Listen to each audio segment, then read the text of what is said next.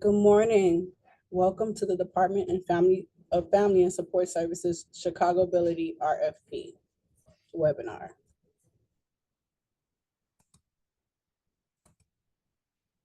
Just a few housekeeping rules. Due to the volume of participants, this webinar is being recorded. Due to the large number of participants, everyone has been placed on mute. Please submit questions via the questions box and we'll address them after reviewing the slides. Please use the questions box to notify us of any technical issues. A copy of the recording will be posted on a DFSS YouTube channel with a link to the recording, and a PDF of the PowerPoint slides will be posted to the DFSS webpage at www.chicago.gov under Alerts and/or Funding Opportunities tabs. This will take up to 5 business days. DFSS retains the right to share a list of registrants to this webinar along with their contact and organizational information at our discretion.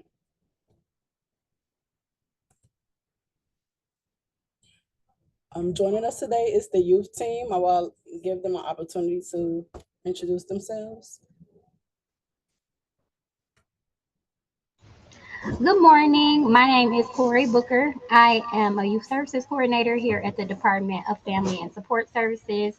I would have loved to have on my camera so that you could put a face with the name, but I'm on a computer where the webcam isn't working. But I'm so happy that you all joined us today and look forward to presenting. Good morning. It's Evelyn Benitez with the Department of Family and Support Services, and glad to see all of you today. I'll pass it along to Lisa. Good morning, everyone. My name is Lisa Caraballo. I am the project manager here at DFSS Corporate Partnerships, and it's a pleasure to be sharing space with everyone today. I'll pass it over to Graham. Good morning, everybody. Thank you for joining us on a Thursday. My name is Graham Salinger. I'm also a project manager with the youth employment team here at DFSS. Good morning, everyone. Just rounding out the Youth Services Division team this morning. I'm John Weber. I'm the Senior Director of Operations. Really thrilled that you're all here to hear about our Chicagobility program. Thank you so much for being here and for your interest in this opportunity.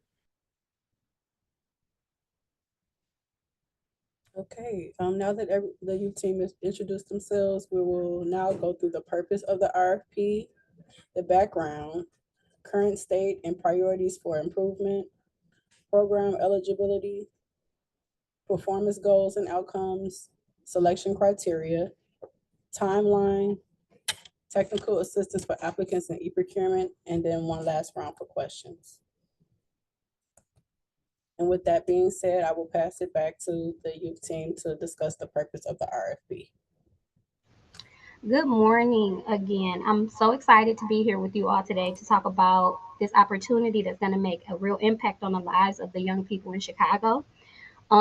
This initiative isn't just about keeping youth busy during the summer. It's about creating a foundation for them to build long-term career success by introducing them to workforce expectations very early on and just exposing them to different industries where they can build meaningful futures. So today we'll walk through the purpose of this RFP. We'll give you some key program requirements, expectations for participating agencies, and the overall impact that we at DFSS aim to achieve. And so without further ado, we'll just jump right in. The Chicago Department of Family and Support Services is seeking to fund qualified agencies to deliver this 6-week, 120-hour summer employment program for the youth in the city of Chicago that are aged 14 to 15. These agencies will provide skills training, certificates, and also work experiences that align with a stipend. Agencies across these 6 healthy equity zones will offer programs that focus on soft skills, personal development, and also technical training to prepare these youth for long-term employment success. And so in speaking about the purpose, we will get into some background. Julie, you can go to the next slide for me.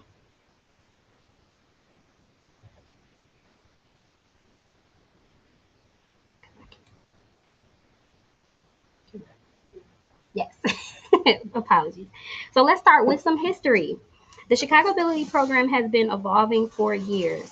It was designed essentially to introduce these teams to kind of project-based learning opportunities, workforce development, civic engagement, and overall career exploration, while also increasing their earning potential and preparing them for future employment. So if you take a look at some of the numbers here at the bottom, you'll see that between 2022 and 2024, the program saw some tremendous growth. We were able to expand from 1,240 slots to 4,000, oh, I'm sorry, to 2,640 participants, respectively. And over the past year, we were able to boost those slots up to 4,980. These youth were able to experience all type of experiences and beautification projects over the summer. They did things like teen apprenticeships, culinary training, bike repair, entrepreneurship, gardening, environmental sustainability, health and wellness internships.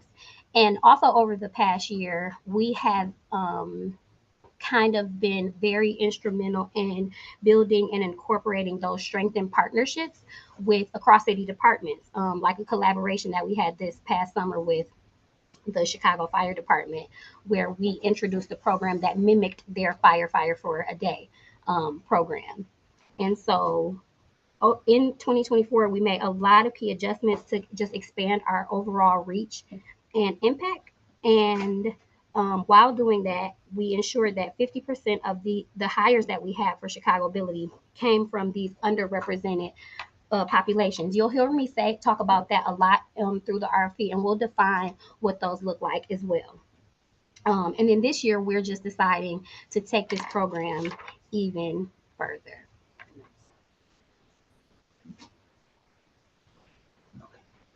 So what exactly are we trying to achieve?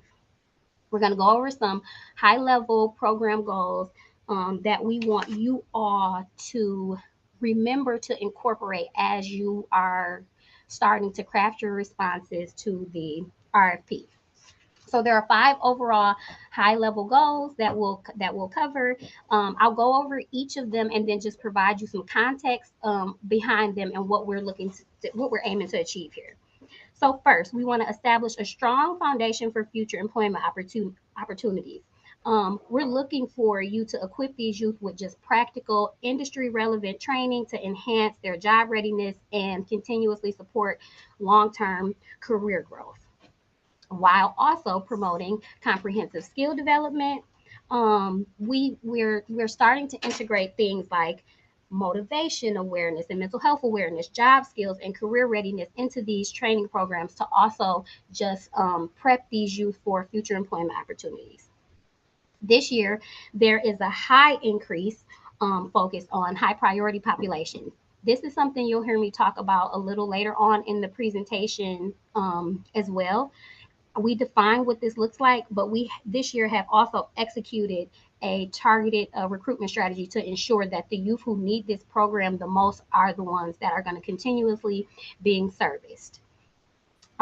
We are initiating a collaboration with stakeholders. So we are looking for agencies to show us in your responses how you're collaborating with community partners, different businesses, and industry leaders to design these engaging, hands-on trainings that align with workforce needs. And then last but not least, we are addressing overall youth unemployment. Early unemployment programs help to reduce delinquent behaviors, and they provide a positive outlet for just youthful energy. And so collectively, all of these goals aim to empower youth with skills, resources, and opportunities that they need for long-term career success. By combining these goals with industry relevant training and comprehensive skill development with a targeted outreach and strategic partnerships, this program will ensure that youth who especially come from those in those underrepresented backgrounds can gain just valuable experiences and exposures to different career pathways.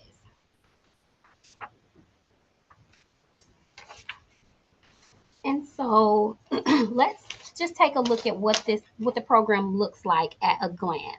So you can take a look at the graph. There's some language to the left and then some definitions on the right, and we will discuss each of them. And I just want to provide some clarification for some things that may be confusing, but you'll understand once I finish. So keep in mind that this program is for age groups 14 and 15. Historically, we've seen cohorted models of this program be delivered. This year, we would like to see the cohorted models in your responses, but if you work at an agency where you are able to kind of develop maybe individual certificate programs, where if you have 5 who want to work on on a training and then another 5, we want you to explain what that will look like in your RFP as you're crafting your responses. We have a ratio of 1 to 20. So for every 20 youth, they're going to need a staff that is attached to them. And the overall goal for us is for at the end of this program, your youth to walk away with some type of certificate. And so these can be certificates within Adobe. LinkedIn Learning is a cool way for people to incorporate into their programs for youth. Junior coding, junior achievements. There are all these youth friendly ways for the youth that are 14 and 15 to not essentially earn accredited certificates, but to earn a certificate that shows that they have boosted their skills, and that'll also help them as they transition into the workforce. So let's get into location. Um, the location where you'll service your youth is most likely in-house. If you subcontract for other agencies to kind of do work for you, you'll have to explain what that looks like in your RFP. But for the most part, you will be serving your youth in-house. On the contrary, if you are going to provide a program over the summer that offers the opportunity for them to work remote, explain what that looks like.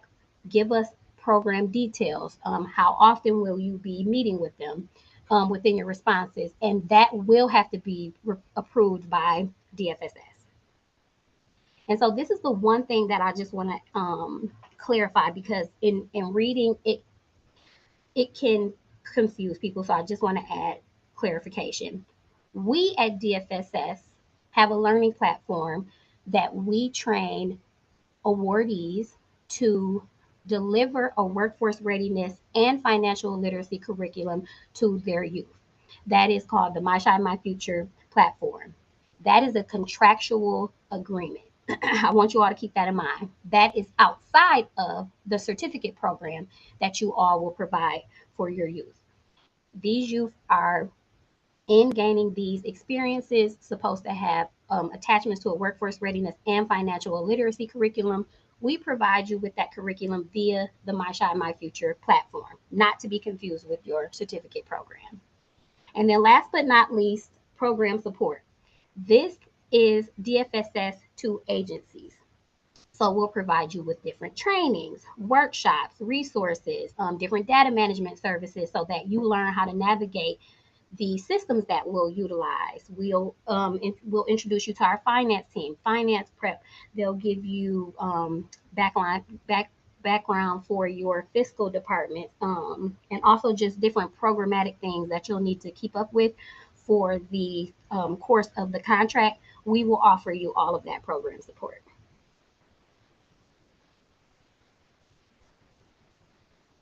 So program eligibility and recruitment. This is the part where I wish you all could see me, but let's just imagine we're going to work collectively together and we're going to have up 2 hands.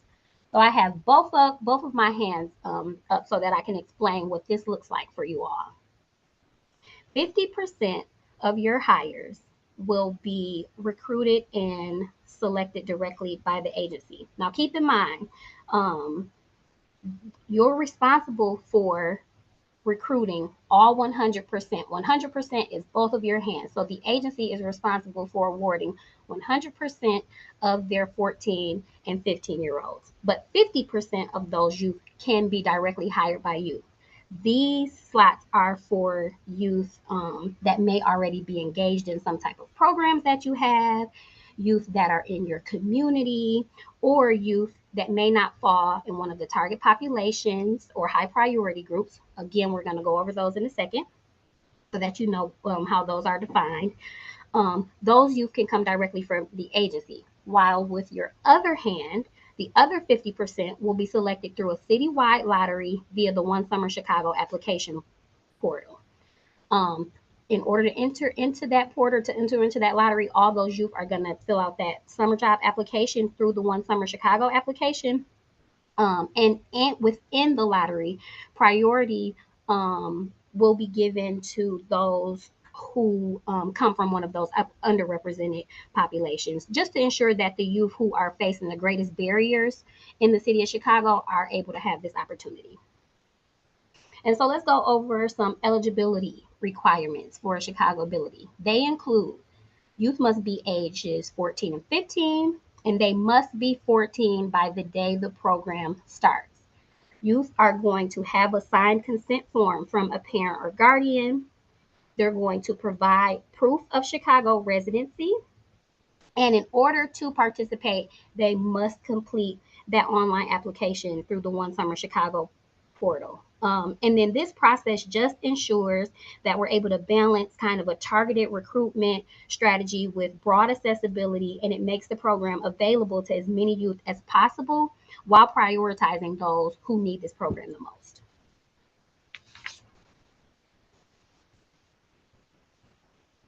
Okay, and then we talked a little bit about target population. So let's get into what that looks like for us here at DFSS.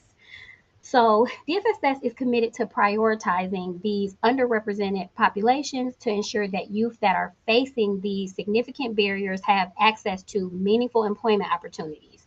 So out of the top total hires recruited, whether they're recruited directly by the agency or selected by that citywide lottery, 55% of the hires must identify with at least one of the underrepresented populations that are below, and I'll read those for you all. So those are foster care youth, opportunity youth.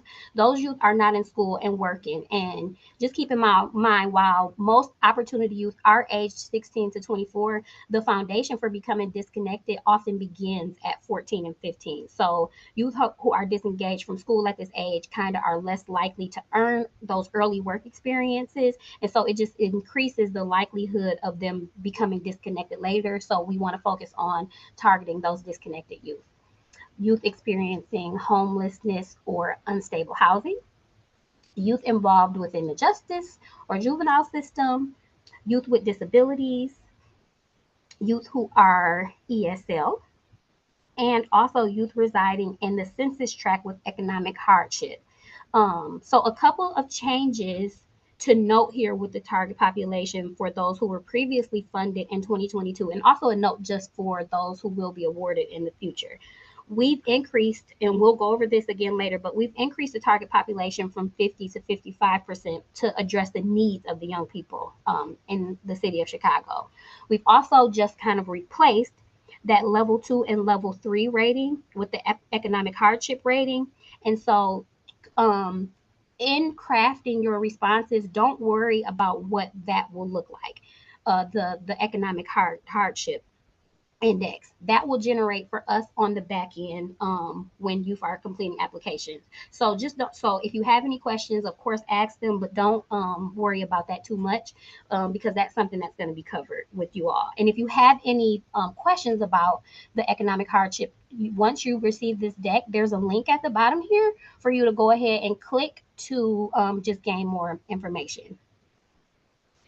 And so there's a highlighted section here that I'm going to go over with you all. And so just to ensure equal opportunities and further ensure just equitable access, at least 10% of the total hires must come from one of the 4 priority groups, and those are marked with an asterisk or a star. And those are youth in foster care, again, those out of school and unemployed youth, the youth experiencing homelessness or housing instability, and youth involved in the juvenile justice system. This hiring structure is kind of designed to ensure that the program just serves those who face the greatest barriers to employment, while also allowing agencies who are awarded the flexibility in their recruitment to ensure that all of the youth in the city of Chicago are serviced.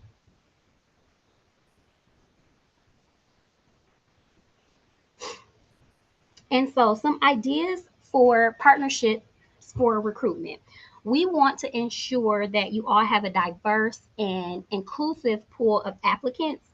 Agencies are encouraged to collaborate with these partners who kind of have direct connections to youth in need of employment opportunities. Not to say that your youth are going to actually go and work here, but these partnerships will help us reach those underrepresented populations, and they'll also provide some just additional support to participants, which is also something that we stress in this RFP. And so they're listed here. I won't read them verbatim. I'll give you the opportunity to kind of just go over those. But as you can see, some of these agencies will have those direct linkages to those youth that we're trying to target in our target population, but then also just youth that may just need to be connected to something for the summer. So we're encouraging you all to reach out to your community agencies and your community partners to build and start to foster these partnerships for recruitment to ensure that our youth are being serviced.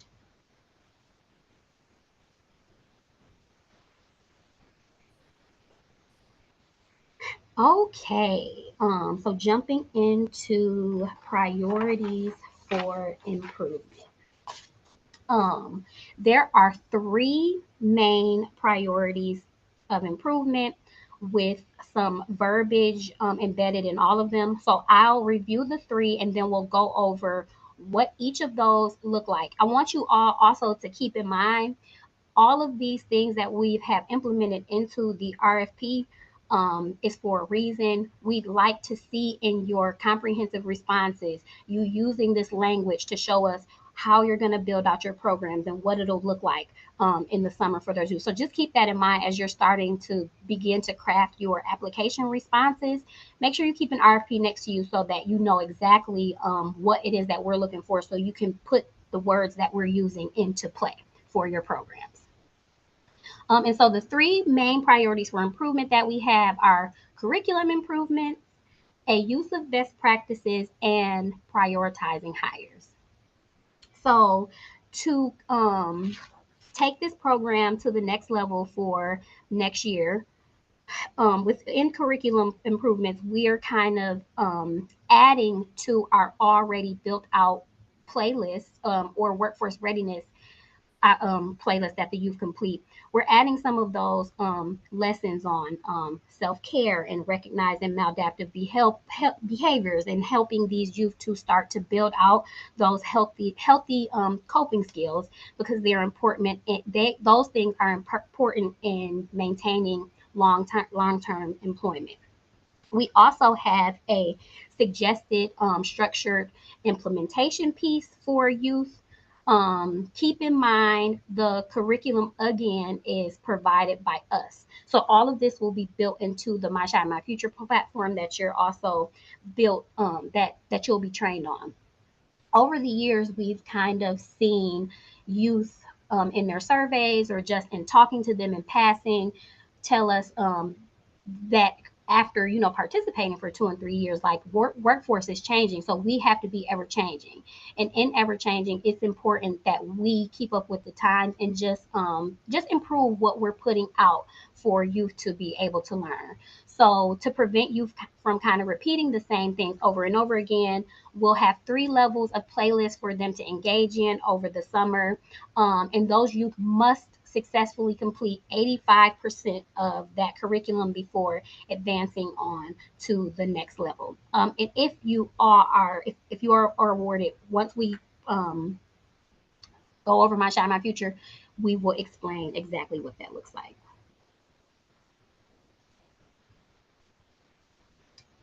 So, use of best practices. When young people start to work early, they are setting themselves up for long-term success. And the research that we collected to craft this RFP backs that up. According to the National Bureau of Economic Research, youth who gain those early work experiences tend to earn higher wages in adulthood. So if you think about it, the skills and work habits that we develop, that they will develop, like time management, teamwork, problem solving. It doesn't just help them in their first job, but it helps them to carry that over for life. And so, even the National Youth Employment Coalition found that employment programs can increase employment rates by up to 20% compared to those who have never participated in any type of summer program. And that's a huge impact. That's the impact that DFSS aims to have over the course of the summer. And it shows why opportunities like these matter so much. There's also an emphasis on employer partnerships, and so this looks like connecting youth to real life opportunities. Youth cannot succeed alone.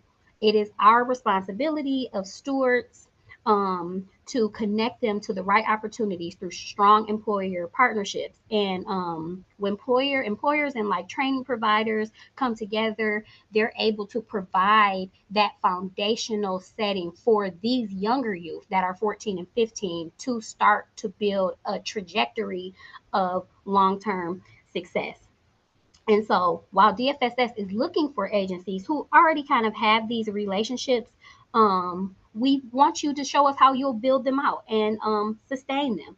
And we are especially focusing on opening doors in industries that have been historically less accessible to the youth that we service. And we want to start to create again for these 14 and 15-year olds. Real life career pathways and not long-term jobs. And so last but not least, we have some comprehensive support services. You can go to the next slide, Jillian. We're prioritizing hires this year. And so it's more than about just jobs or training. If we're serious about youth employment, we have to remove these barriers that hold them back. So to further prioritize access for youth in a target pop, this RFP will increase that overall target pop from 50 to 55%. And so again, we'll talk about what that looks like further on in the RFP. Next slide, Jillian.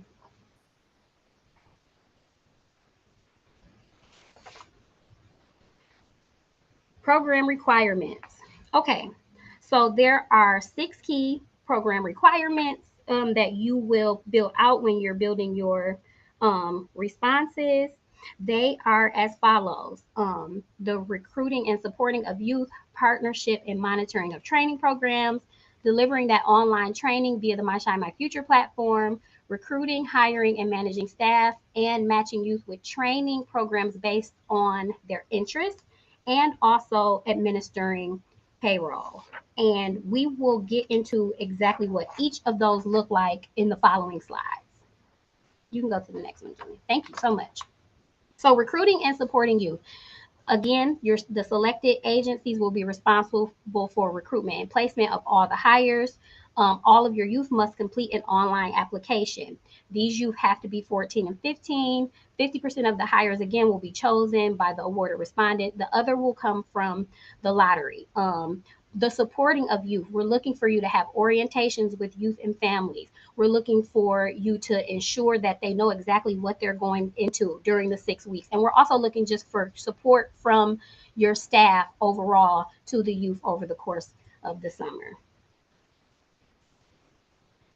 The next is partnership and monitoring of training programs. So this just looks like in-house. If you built an in-house training program, you'll just monitor and track how your youth are doing, how receptive they are to the training. Keep in mind, these trainings need to foster the youth experiences and exploring their career interests, and also assist them in developing these employable skills that give them a certificate at the end. So if this is in-house, or even if this is subcontracted, the the elements are in the same. So when you're building out your RFPs and your responses, we're looking just for a comprehensive answer to show us how you plan on letting us know how the youth are taking the certificate program.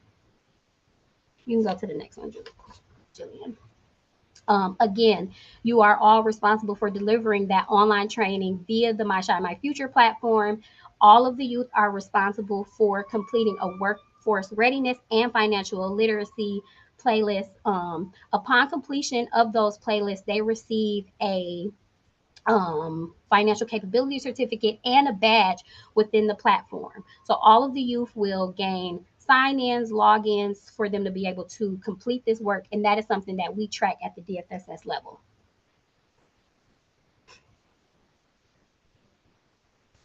You are responsible for recruiting, hiring, and managing staff. The one big ask that we have here at DFSS is that you hire people that actually like to work with young people. It's so important for your youth coordinators or your youth leadership instructors to be positive and enthusiastic about working with these young people that come from outside or come from their communities. They'll need to be able to handle some high level administrative functions like entering into city span and also the completion of My Shine My Future. So it's just responsible that you hire competent and knowledgeable workforce as well as youth development professionals that will like to administer this program to our 14 and 15-year-olds this summer. Number 5, you are going to match youth with training programs based on their interests. We're looking for you all to be the subject matter experts. So as you are building out your programs, you know best what your youth are going to be interested in. So as they're telling you their interests, we're just looking for you to ensure that they're matched with a certificate that builds their skills that they're actually interested in to start to build that foundational success. Because keep in mind, this is some of the youth's first time working, so we're continuously just building those foundations for the future. And last but not least, administering payroll. You need to show us that you can fiscally handle this program. The expectation is that the youth are going to work 20 hours a week, up to 120 hours.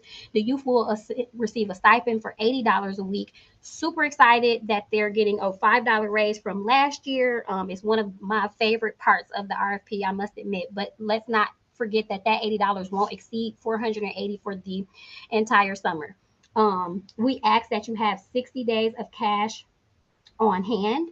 And when you're responding, we want to see how you're leveraging some of the other funds that you may have for programs that you're already running. And if you don't, you just need to be able to prove to us that you're able to handle this program. And for anybody who's on a fiscal team, on firm fiscal on a team, shout out to you all, because we know that these programs can get difficult because there's such a short timeline in the course of the summer.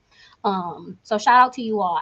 You'll give us, if you're awarded, your payroll schedule. It can align with your agency schedule or whatever that'll look like for you, but you just need to show us that you are fiscally responsible and can handle reimbursement for this program. And so let's get into some performance goals and outcomes. So we're seeking respondents that has evidence of strong past performance against our new desired outcome. When crafting your responses to the RFP, we understand a lot of you have been in this game and have skin in the game for 30 years plus.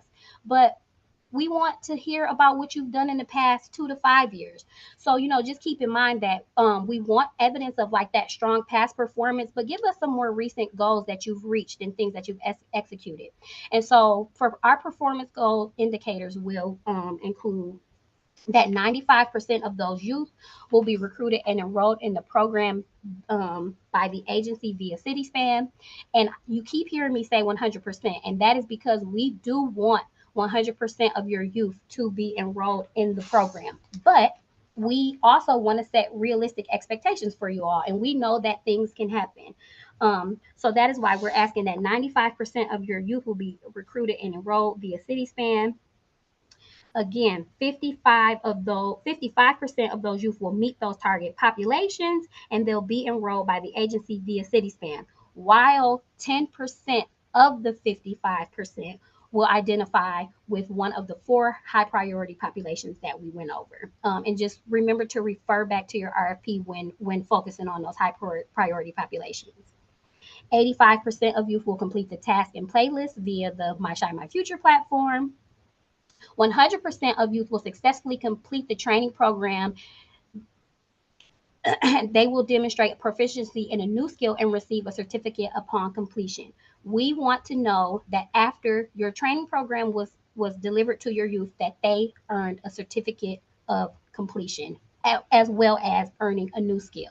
Whatever that skill is within your RFPs, you'll let us know, but we want to know that they got a certificate in that new skill at the end of the program.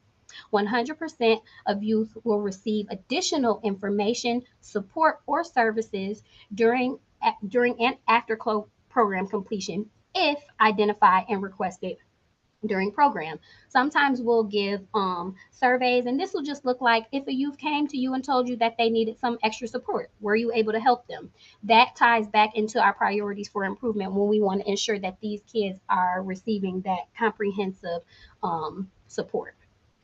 And so, addition to these performance indicators and outputs, there are some other things that we'll be measuring just to ensure that these youth are successful in early success and that they are progressing during the program. And so, we would like for 80% of youth to sign up for direct deposit. We have a group, the Economics Awareness Council. They work with Bank on Chicago. Access for this information. They work with 14 and 15-year-olds to specifically open up bank accounts. And we know that direct deposit can kind of be a pain fiscally, but it ensures that youth are able to start managing their money, that they know when paydays are going to come. And also, just to be honest, it is way easier than you running around the city to deliver checks to young people and having them come pick them up for you. Direct deposit is just such an easy fix. And so we're asking that 80% of those youth sign up for direct deposit.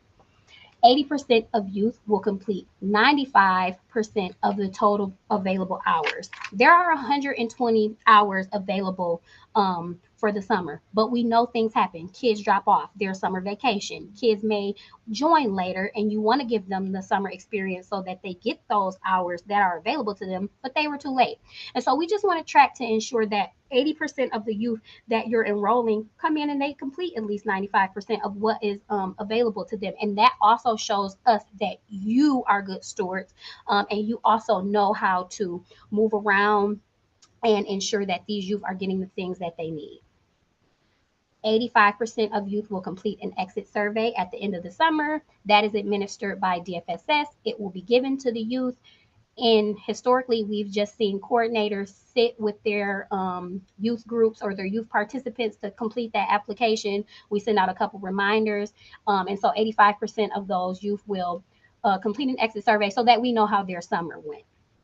100% of youth will work a minimum of 75% of the weekly hours. And this just this is just to say we want to ensure that 100% of your youth are working.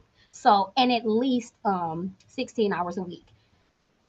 This also teaches them about just time management, calling off, and what that looks like for you to be short within your payroll and things like that. So we want to track to ensure that 100% of your youth are working a minimum of 75% of the weekly hours.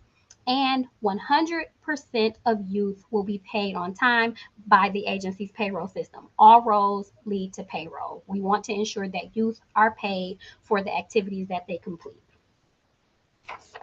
You can go to the next slide, Jillian. And so some application guidance for respondents. We are seeking respondents that can serve in the 6 targeted healthy Chicago equity zones. We do encourage collaboratives. So DFSS anticipates to fund 40 to 75 agencies. Each of those awards will be between $23,998 and $599,950 in one equity zone, depending on the size of your proposed program.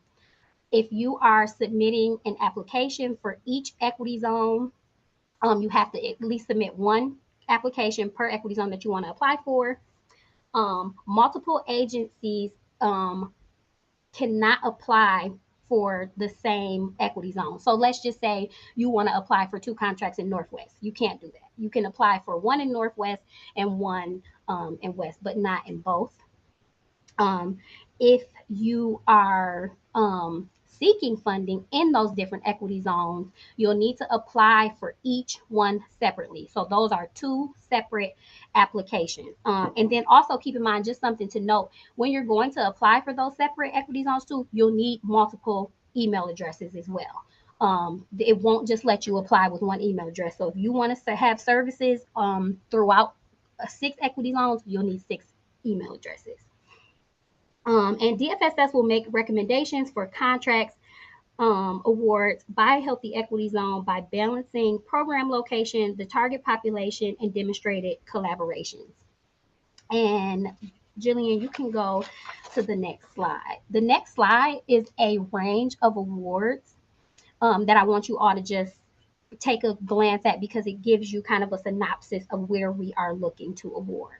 So you'll see in the far left, your healthy equity zones, all 6 of them, the percentage of applicants in 2024 that were serviced there, and the anticipated number of youth that we serve there per youth, or per year that we want to keep serving, and then the anticipated number of selected agencies. So this can kind of give you all a range so you can see where you are when you're determining your equity zone, to know exactly where you want to apply, where your youth are, and how you'll be awarded.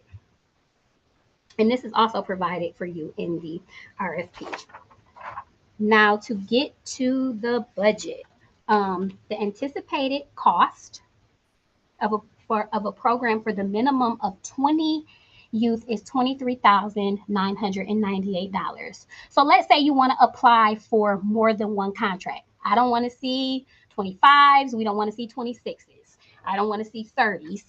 You have to apply for cohorts of 20. So you can increase your budget to reflect that additional increments of 20 youth, and also one coordinator, or whatever you call them, if they're in-house or leadership coach, instructors, whatever you'll call them, per contract. The Chicagobility program budget supports salaries and wages, operating expenses, professional and technical services, transportation, materials and supplies, youth coordinator wages, youth stipends, program supplies, and transportation costs for up to 4 weeks. Some of the budget categories are below. The youth stipends is a maximum of $480 that is not to exceed $80 per week for the 120 hours over the course of 6 weeks. So no matter what, the youth are only able to be paid that $80 a week, not to exceed $480. And that total amount is $9,600 for just 20 youth. So keep in mind, if you're going up in increments, you will double that. So you'll go 20, 40, 60, 81 and multiply as needed. So the youth coordinator and youth leadership wages are $25.35 per hour, 25 hours per week for 8 weeks. And so if we break this down, this is essentially 200 hours, and the total is $5,628. So as you're building out your program, you'll just like to keep things like this in mind. When do you want your youth coordinator to come on? The program is 6 weeks, but they have 8 weeks of time that they can use. Do you want them to come in a week before, while also remembering that there may be some programmatic things that they'll need to handle after the program is after. So just allowing room in your budget to ensure that that is covered, and that if you'll keep them, that they're also able to be paid. And so I'm going to have Jillian go to the next slide, and I'm going to pass it over to my colleague, Evelyn Benitez, to review the budget. Good morning, everyone. And so as Corey provided the context of each line, and again, just reiterating, we're looking for 20 youth at minimum for this program. And so as it's been outlined, there's one coordinator. You see the hourly rate. We've included FICA. And so some of you may leverage in-house staff. Sometimes you move folks from other programs, which is perfectly fine. And then sometimes you hire seasonal staff. You may subcontract. So you can take that into account as you're preparing the budget. And so again, the max time for the program for the coordinators is up to 200 hours, so 8 weeks. Now, we've seen where folks have had people start a week prior to the program to do preparation. And sometimes folks will stay a week after to do closeout, which is perfectly fine. So just things to consider.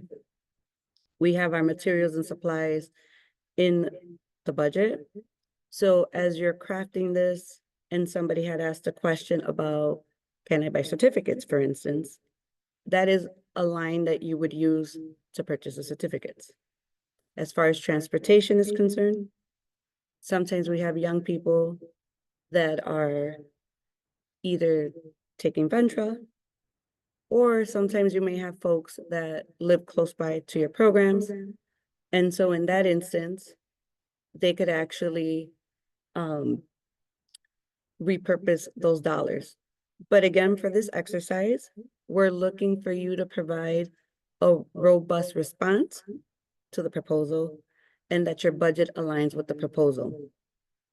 Now, in the next slide, I'm going to talk about indirect costs because we do allocate 15%. In this instance, this is for the exercise, but in the next slide, we'll talk about indirect.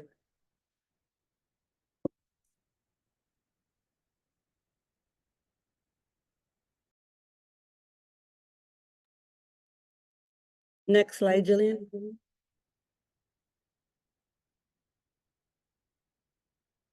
Oh, I'm sorry, go back. Here we go. So with the indirect costs, as I stated, there's the 15% that we, as we also refer to it as admin, because this program has two funding sources, corporate dollars and the American Rescue Plan dollars. And so we just want to make sure that we flag this for folks, that when you are funded, once you receive your budget, if you have corporate funds, you have up to 15% admin. If you're federally funded, then you will have 10%. And again, that's not something we can control, but that is coming from the guidance of the American Rescue Plan. So we just wanted to flag that for folks. But in terms of preparing the budget, then you could still prepare the budget showing that 15% admin. Next slide. And so just budget common errors. Folks, please don't copy and paste from other DFSS proposals or use other funding, other funders' budgets. Please make sure you're looking at the allocation that was provided in the RFP. So if you're asking for the additional funds, then you can show like other costs. But again, please make sure you're not using or describing programs that are not affiliated. Please make sure you use the chart in the budget. Please make sure you're using the budget form that's an iSupplier. Don't provide a Word document or just some random budget form. Please make sure you're checking your fringes. Please make sure you're describing the things that you'd like charges for. And lastly, just overall, read each category and describe your program. And I have to apologize because folks are telling me that this is echoing right now. So if you need more clarification, drop it in the chat and I'll make sure to provide that response. And then I'm going to turn it over back to Corey.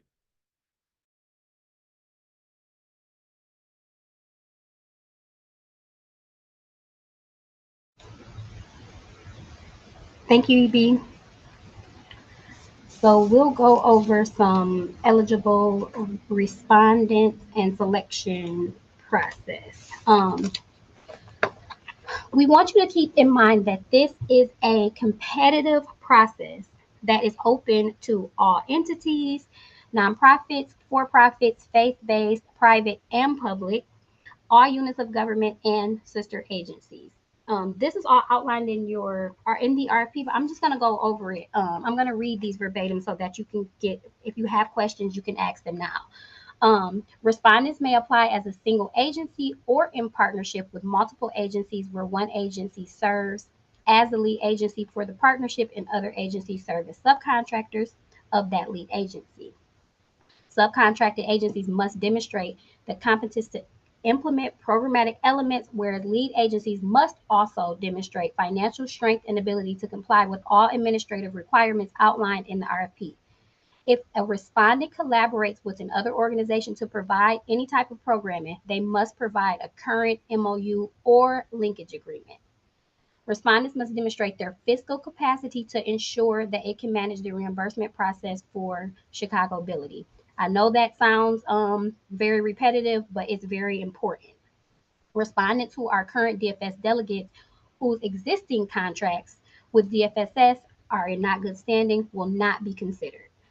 Agencies not eligible, including those who have had a city contract terminated for default, are currently debarred and or have been issued a final determination by city, state, or federal agency for any performance of a criminal act, abridgment of human rights, or illegal fraudulent practices.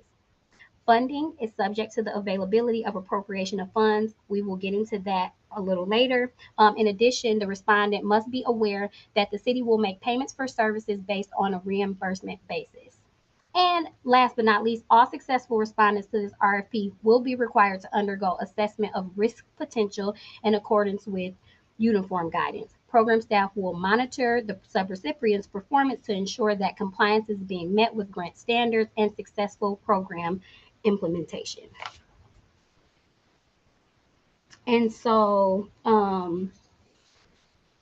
all of the eligible proposals will be evaluated on the strength of your proposal and the responsiveness to the selection criteria that we're going to go over. Keep in mind that we reserve the right to consult with any other city department during our evaluation process. And successful respondents must be ready to proceed with the proposed program within a reasonable time frame and contracting. So this is about hiring your staff, making sure that you have people in place so that on day one, you are all set to go for programming. Failure to submit a complete proposal and or to respond fully to all of the requirements will cause the proposal to be deemed unresponsive and therefore subject to rejection. The commissioner, upon review of recommended agencies, may reject, deny, or recommend the agencies that have applied for grants based on previous performance and or area need. And last but not least, DFSS reserves the right to ensure that all mandated services that are available are made citywide and provided in a linguistically and culturally appropriate manner. You can go to the next slide, Jillian. You will be this. You can keep going, Jillian. So there are 5 selection criteria that we will go over that you need to know as you're starting to craft your responses. The first being community involvement.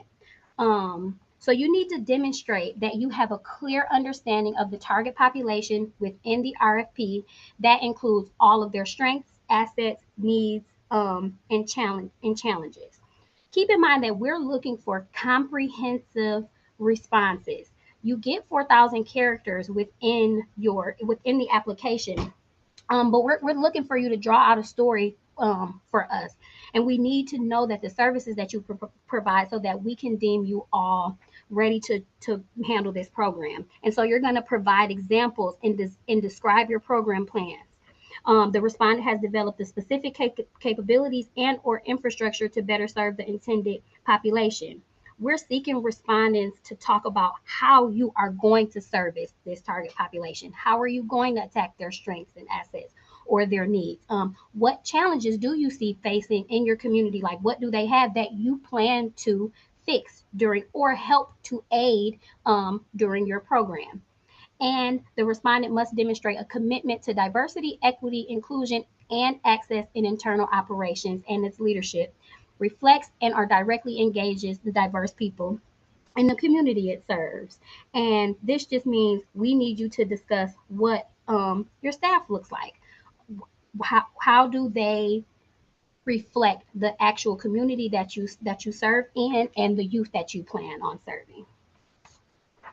And you can go to the next slide, Jillian. Thank you. Organizational capacity. The respondent will have qualified staff for program oversight and management, as well as quality coordinators, coaches to engage with the youth participants in a timely manner. So going back to the program requirements, are you going to have your staff onboarded, set and ready to go on day one? They have to be they need to you need to have a robust fiscal monitoring systems for tracking expenditures and effective data collection management practices, just to ensure accurate and secure reporting. So again, in your responses, make them comprehensive. What systems are you using? Give us some explanation around monitoring and how you handle data requests. Is there a system that you follow? Is there a flow chart? These are the things that we'll be looking for in your responses so that we can ensure that you have a robust organizational capacity to handle what we're looking for.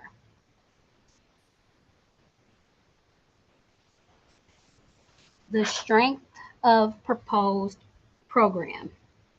So, your proposals should outline specialized training certificate programs, and that's going to be based on evidence and youth development practices. They'll have clear strategies for recruitment, clear strategies for partnerships, the placement of those youth into those certificate programs in-house. How do you plan on matching their interests with the youth as you're building out those? And those programs must provide technical skill training to prepare those youth for future employment. And you have to be able to enroll the minimum of required participation. Keep in mind when crafting these responses, tell us how you plan on building those foundational skills that are the start for these 14 and 15-year-olds to build successful career pathways on. The respondent indicates that they'll enroll. That's pretty straightforward. You have to tell us how you're going to enroll your 20 and that you'll be able to enroll your 20, and how they tie back into the target population. You'll give us a recruitment strategy and just tell us your overall best practices. Again, we are looking for you all to be the subject matter experts. So we're looking for comprehensive responses as you develop your proposed programs. Performance management and outcomes. You have to showcase a track record of similar success in youth programs, and so that will look like you showing us like a commitment to data-driven improvements. How are you using the data that you're collecting to build programs? For example, did you notice that one day when you stayed open late that you had a bigger outcome for youth to come and visit you? In turn, were you able to change your agency hours? We're looking for those type of examples in your answers to the RFP so that we know how you're using the data that you're actually collecting to improve program. How are you keeping your program moving forward? Because if in 10 years you're telling us that the same thing works, it's kind of like, even though that's in the past, we're looking for more recent implementation.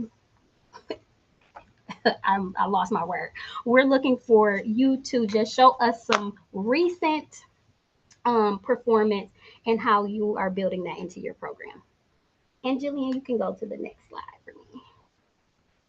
And last but not least, for the selection criteria, reasonable cost, budget justification, and leverage of funds. Again, we want you to show us that you have 60 days of cash on hand. Tell us about different funding sources, if you have any, that you plan on leveraging to use. And within the RFP, we show you a chart for that Evelyn went over with you, and that's an amazing exercise for you to utilize to show us that you actually know how to fill out a budget. And we need to know that you have all of these fiscal policies and procedures in place so that we know that you're able to operate on a reimbursement basis, but then also that let us know that you're able to handle these funds. And as you all know, we have the 4 RFPs out right now. And even though in comparison, Chicagobility is a smaller contract, the expectation is still the same. So you have to let us know how you're able to manage your money, and you'll need to show proof.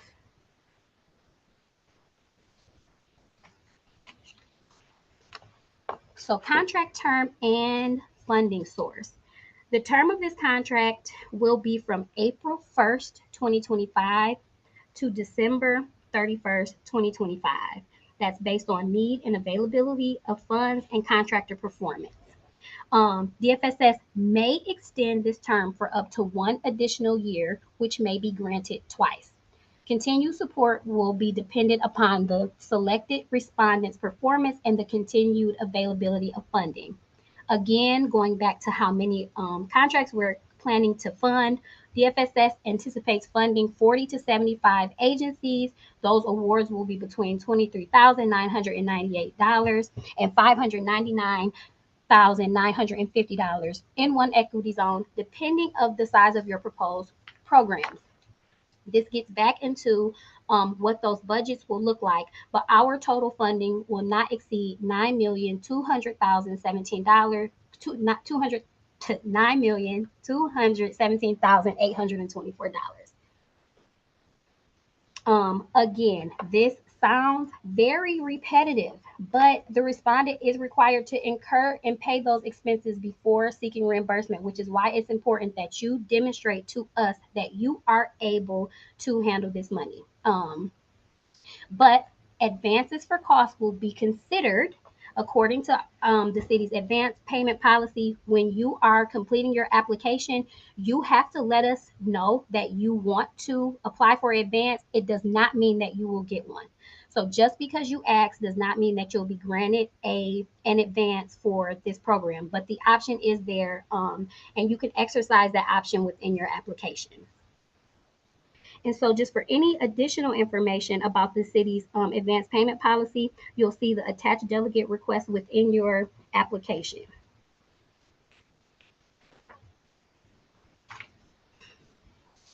And so getting a little into the funding source for this program. This initiative is administered by DFSS, and it is paid through the City of Chicago's corporate funds as well as ARPA funds. ARPA funds will only be available from April 1st, 2025 to December 31st, 2025. We, as the city, have not identified a funding source for this program beyond December 31st, 2025. And at this time, we do not expect to exercise any extension options. But if the city identifies a funding source to fund one or more extensions beyond the period of December 31st, 2025, if we choose to exercise one or more extension options to keep these going, we may or may not require different things, but we will keep you all in the loop to let you know. If the city identifies such requirements to each successful respondent before an extension period begins, and the requirements will be reflected in an amendment or a new agreement covering that new extension period. So as it states, DFSS will work internally if other funding sources become available, but as of right now, we do not expect to exercise the option of an extension. And you can refer to the RFP pages 25 to 26 just to reread this section and get a grander understanding for your organization.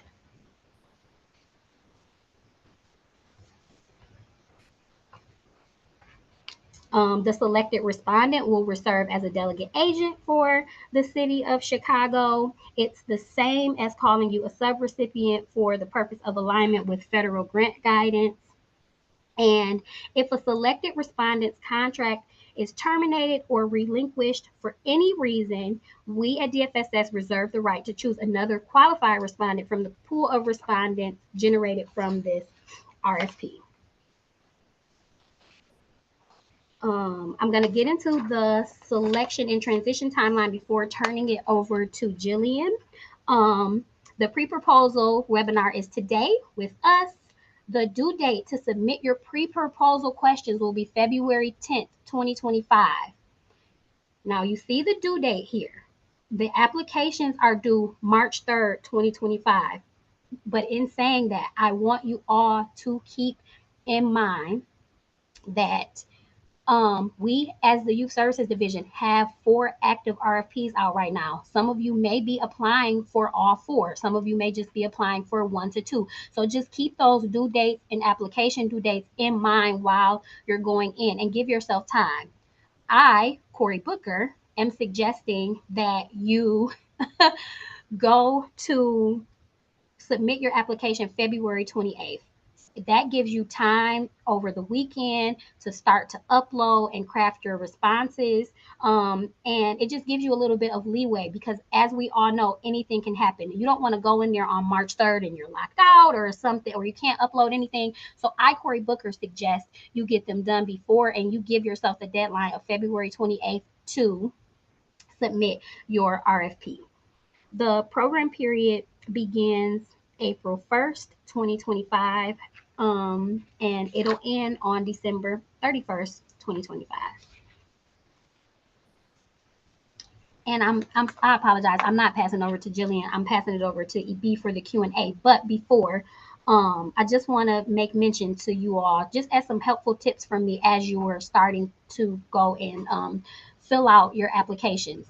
Utilize Microsoft Word. Within the system for the application, there isn't a character count, but there isn't a character count to show you how many characters you're at as you're going in to craft your response. So let's say you type out 5,000 characters and you don't have enough space. Utilize Microsoft Word to type out your responses to the questions, and then just go ahead and copy and paste those into the application. It's super helpful for you all. Save those responses as often as you can and submit them by the deadline, but try to submit it earlier for us.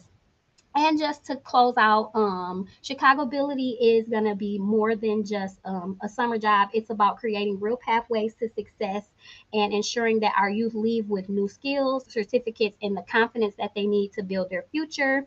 And we need strong partners like you to make this happen. So we're looking forward to you all applying. And with that being said, I'm going to pass it over to Evelyn. No, you can leave it as is. Perfect. And I also know that John Weber is on with us, so Yes. ready for you, JW. I'm going to be on Corey's section so we don't have the crazy echoing. All right.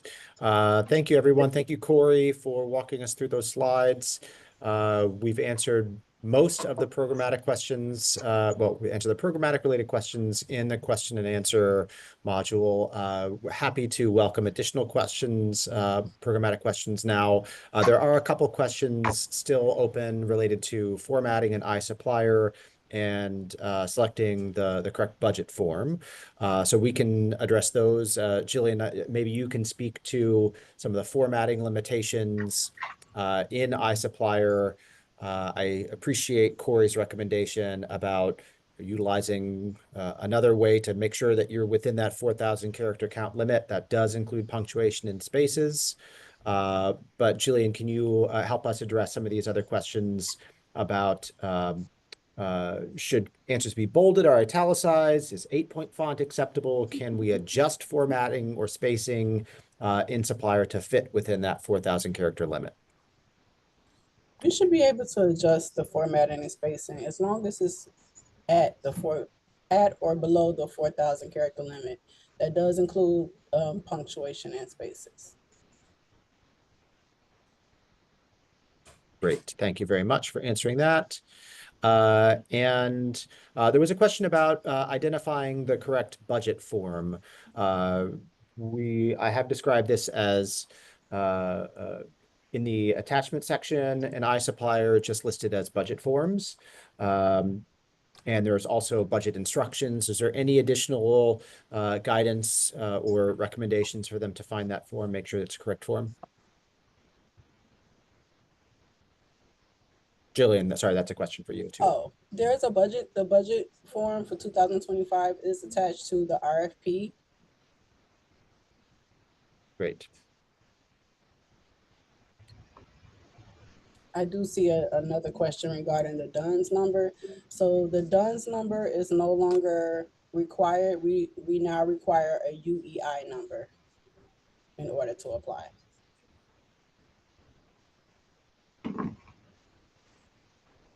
Okay, UEI number instead of DUNS number. I believe that addresses all of the questions in the Q&A at the moment. We'll come back and address any others that may pop up. But otherwise, Jillian, I know there's some additional slides. Feel free to move us ahead.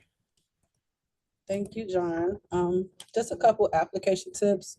We strongly encourage everyone to start your application as early as possible and to save it as often as possible. And if you have never done business with the City of Chicago, please register into iSupplier, also known as eProcurement, ASAP. Review RFP narratives and application questions closely.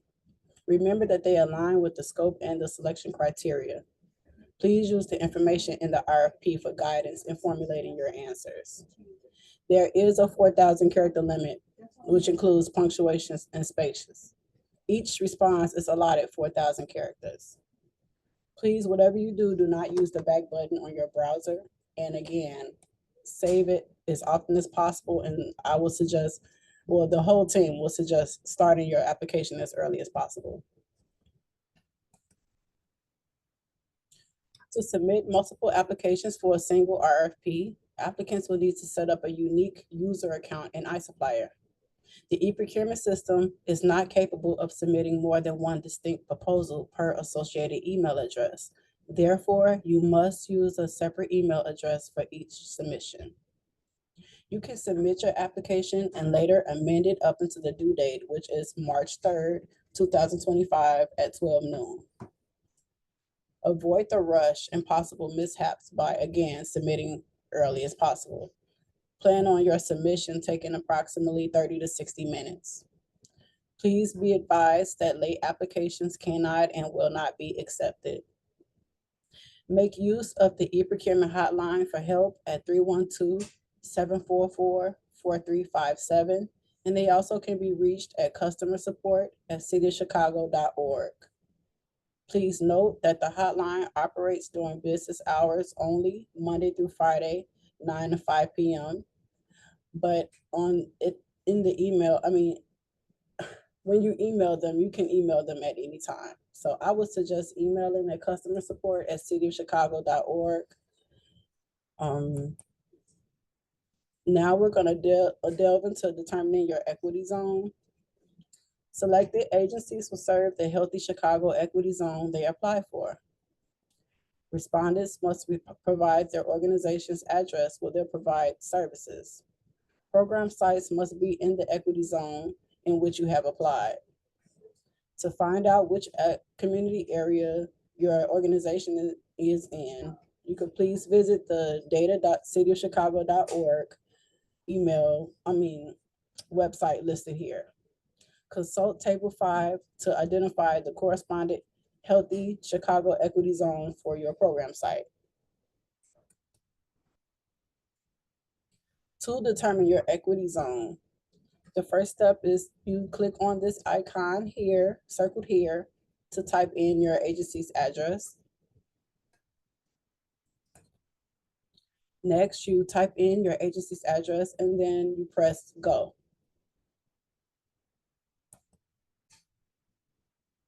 Next, look for the blue dot on the map and click on it. Your community area will be under community. In the example listed here, the community area you see circled here is Westtown.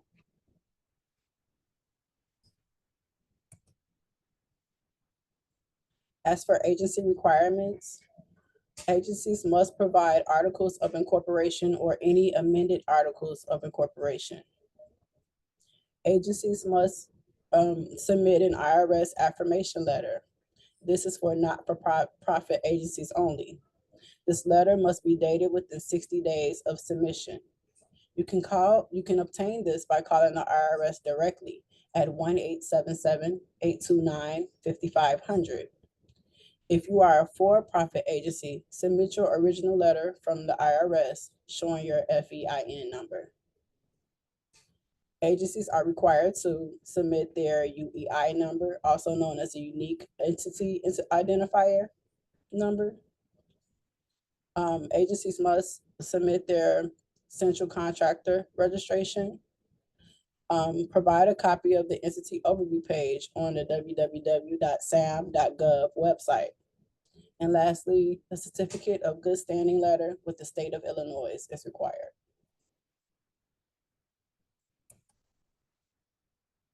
As of April 2024, we have a new labor peace agreement ordinance, which will apply to all DFSS and CDPH delegates that have 20 or more employees working for their organization. The only exemption is hospitals. Contractors must provide written notice to the commissioner or her designee within 72 hours of becoming aware that employees want to organize or that a union seeks to represent employees. Contractor must enter into an LPA within 90 days of receiving notice from a labor organization that seeks or represents to seek employees. What is an LPA? An LPA is an agreement between an employer and a labor union that ensures that an organizing drive is not impacted by union busting techniques, including employee retaliation, and in return, they will not strike or stop work in a way that will impact human services.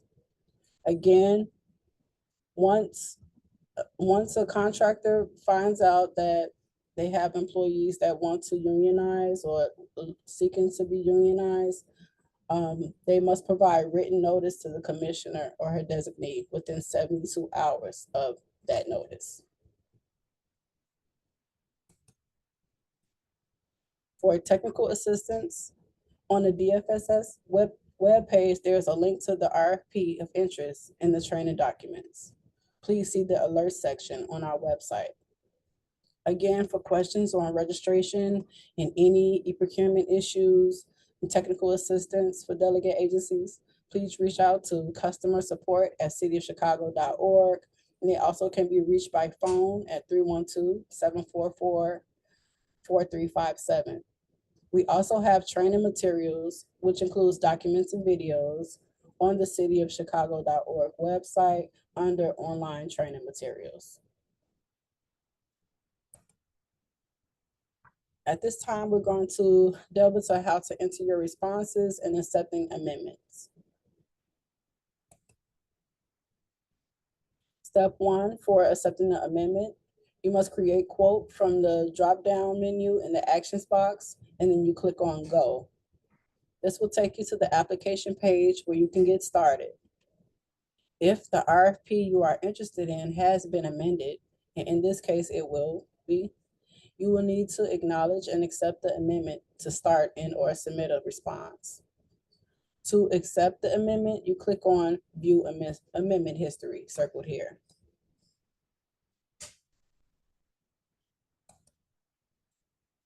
Step 2, to begin the acceptance and acknowledgement process, follow these steps after clicking View Amendment History. First, you click on the document number. Next, click on the infinity, or eyeglass icon to review the amended changes to the RFP. Next, you click on the Acknowledge Amendments button to acknowledge receipt and understanding of the changes, and then proceed.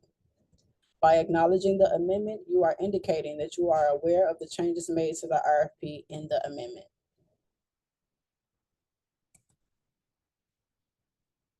When you get to this screen, after you've accepted the amendment and you get to this screen, you click on the Accept box and then click on Acknowledge. Then you click on Yes to indicate that you confirm your acknowledgement of the amendment. Finally, you click on the checkbox that you accept the terms and conditions, and then you click on Accept to actually accept the terms and conditions. And that is the final step in acknowledging and accepting the amendment.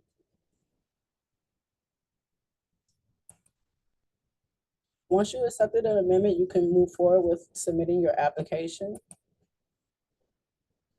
So as you're working through your application and you're submitting all of your responses, you triple checked everything and you've attached all of required documents. And when you're finally ready to submit, you can start by saving your draft one last time and then clicking continue. And if there's a case in which you are missing information, you will be given an error message at the top of the screen. And that error message usually directs to something left undone in the application. In the last example, the error message indicated that the lines found under the Lines tab had not been completed. As you can see here, circled, it's a big red error message. The RFQ controls requires you to quote on all lines. So there was something missing. In this example, the error is about an unanswered question in the application or requirement section. The quote value refers to your, in this case, missing answer. Once you've completed all responses, all lines, and no longer have any error messages, you are ready to proceed and submit. And at this point, clicking continue should put your application into the review and submit phase.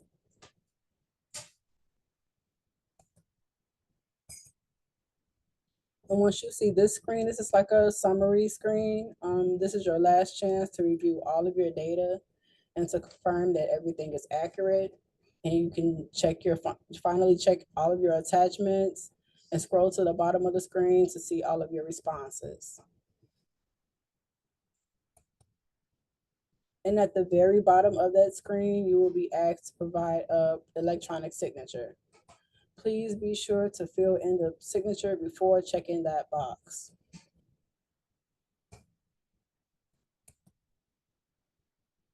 And lastly, you can finally hit submit.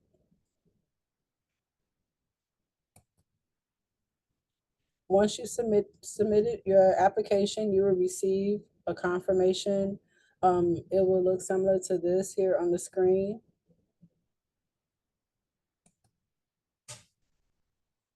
Do we have any last questions? Again, our question deadline is February 10th. So if you don't have any questions at this time, we still have time to ask questions up until February 10th. Thank you. Jillian, do you have a couple questions in the Q&A still? One additional question about formatting an iSupplier. Do answers need to be bolded or italicized, and is 8-point font allowed? Bold or italicized are not required formatting, and 8-point font, if it is available to choose, the output of the applications, we don't see font size, I don't believe. So the 8-point font, if you're selecting a different size font, it does not impact the character count overall. There's still the 4,000 character count limit. Jillian, can you confirm that that's correct, or any additional information? That is correct. Okay, That's that is correct. All right, let's see. There's a question about a question in iSupplier. The question asks, if I plan on doing business with the city, is this application considered working with the city? Yes. All right, thank you. Next question. If an agency has an after-school matters program for 14 and 15-year-old, does that mean they're excluded from Chicagobility? No. This is a competitive process open to all entities, nonprofit, for-profit. If your organization is interested in applying for this, you would apply with your unique identifier, and each organization, each entity, meaning each business with a separate identifier, is eligible to submit. So if you have a 501c3, you can submit. If you have an LLC, you can submit. So that guidance is in the eligible respondent section of the RFP. because if your program does also work through After School Matters, which may be applying for this opportunity as well, you are not precluded from applying. Let's see. Next question. The application deadline is what date for submission? The application deadline for Chicagobility RFP is March 3rd at noon. What are the dates of the summer program? Thank you, Toby, for that question. We anticipate the program will begin in late June. And I don't believe the final dates have been confirmed and published, but late June through early August. I see Evelyn may be typing an answer to that as well. Let's see, next question. How long does it take to receive a UEI number, a unique entity identifier number? Jillian, can you answer that? I don't have the time frame on how long it takes to receive the UEI number at this time. However, we can provide information on how to obtain the UEI in the amendment that will be posted. Right, thank you so much. I believe that addresses the questions in the Q&A. Okay, again, our question deadline is February 10th at 5 p.m. So you have up to February 10th to submit all questions. And those questions can be submitted to Eshawn Spencer. She can be reached at eshawn.spencer@cityofchicago.org. And you can also send your questions to DFSS Youth Division.employment@cityofchicago.org. With regards to non-programmatic questions, anything about IAP supplier, e-procurement, those could be sent to customer support@cityofchicago.org. And they also can be reached at 312-744-4357. And you also can send those questions to me as well if you haven't received anything from customer support. I can be reached at jillian.black@cityofchicago.org. Does the youth team have anything else to add before we close out? I'll just add my thanks to everyone for being here this morning. Really appreciate your interest in the opportunity. We know that preparing these applications, submitting them is a big investment of time. So appreciate all the work that you do to submit these applications and all that your organizations do to support young people across Chicago. One last question that popped up in the chat. I'm sorry, a couple more questions popping up in the chat. Let's try to address those too. Are there examples of jobs and opportunities used in the past? Corey or Evelyn, would you mind sharing a little bit more about the types of jobs and opportunities provided through Chicagobility in the past? Sure, absolutely. So again, Evelyn Benitez, things that we've seen in Chicagobility, we've seen folks do beautification projects. And part of it is when we were thinking about 14 and 15-year-olds gaining transferable skills, right? So these are 14, 15-year-olds who may have never worked. But when we want to talk about like, how do you speak in public? How do you work on a team? These are skills that as adults we need for employment. And so projects like beautification projects, we've seen mural projects, we've seen folks bring in different professionals to their organizations. And so like we've had youth provide answer surveys to delegates where they had asked, well, I want to learn more about what coding is, or I'm interested in opening my own business. So sometimes the agencies would have people from those particular industries come in and speak to the young people. We've had organizations take field trips to like the Apple store. And no, it's not to buy Apple products, but to actually sit in their seminars about how to video, how to use your iPhone, to things like that. So it's really what they were looking to do was expose young people to different industries and entities. We've seen folks in the past create certification programs. And when I say certifications, I want to be clear, where they were basically getting a program of completion because they learned job readiness training. And it was really deep, where they were gaining their skills to then prepare. Like if they were 15 years old, then they would be ready, ideally turn 16, do SYP the following summer. And so there were kind of seminars, but then there were things where they were doing icebreakers and doing conflict resolution, because again, the idea is to prepare the young people. So those are kinds of things that we saw in the past. And then I saw kind of in relation to like transportation costs for a trip going on a hike.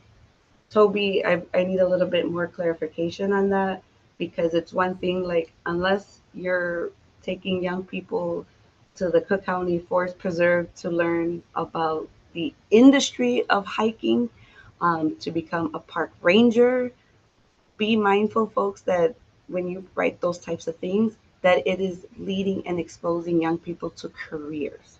So in that instance, talk about doing those types of things. And I hope that answers that question. Thank you, Evelyn. Yes, all those outings must be linked back to the training program or linked back to employment, developing those employability skills or exposure to specific industries. Last question, an iSupplier, is it tax reportable, and what do we answer by type of business? Toby, if your organization is a nonprofit organization that has a 501c3 status, that's one type of business. If your business is a for-profit or an LLC, it depends how your organization is registered to do business. Any additional clarifications from the team about that question?